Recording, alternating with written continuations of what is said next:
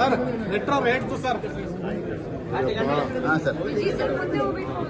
Metro rate ವಿಚಾರ ನಾನು ಅದೇ ಬೆಳಗ್ಗೆ ಪ್ರಸ್ತಾವನೆ ಮಾಡಿದ್ದೀನಿ.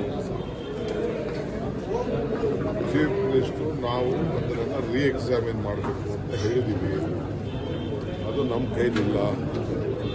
ಅದಕ್ಕೊಂದು ಜಡ್ಜ್ ನೇತೃತ್ವದ ಒಂದು ಸಪ್ರೇಟ್ ಕಮಿಟಿ ಇದೆ. ಸೆಂಟ್ರಲ್ ಗೌರ್ಮೆಂಟು ಸೆಕ್ರೆಟರಿನೇ ಮೆಟ್ರೋಗೆ ಚೇರ್ಮನ್ ಇದ್ದಾರೆ.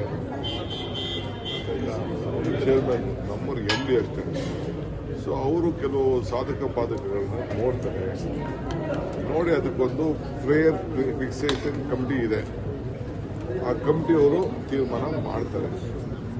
ಸೊ ನಾವು ಏನೇನಾದ್ರು ತಪ್ಪಾಗಿತ್ತು ಅಂತಂದರೆ ಅದನ್ನು ಒಂದು ಪ್ಯಾರಾಮೀಟರ್ ಎಲ್ಲ ಏನೋ ಲೆಕ್ಕಾಚಾರ ಇತ್ತು. ಇವತ್ತು ಬೆಳಗ್ಗೆ ನಾನು ಕರೆಸಿದ್ದೆ ಅವ್ರನ್ನ, MD ಆಫೀಸರ್ಸ್ ಎಲ್ಲ ಬಂದು ಏನು ಅಂತೆಲ್ಲ ಕೇಳಿದೆ.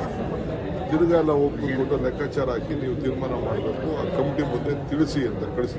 ಸರ್, ಈಗ ಪರಮೇಶ್ವರ್ ಹೇಳಿದರೆ ಮುಖ್ಯಮಂತ್ರಿ ಸಿದ್ದರಾಮಯ್ಯ 5 ವರ್ಷ ಕಂಟಿನ್ಯೂ ಆಗ್ತಾರೆ ಅಂತ ಹೇಳಿದ್ದಾರೆ. ಏನು ಬದಲಾವಣೆ ಮಾಡಬೇಕು ಅಂತ ಪತ್ರ ಬರೆದ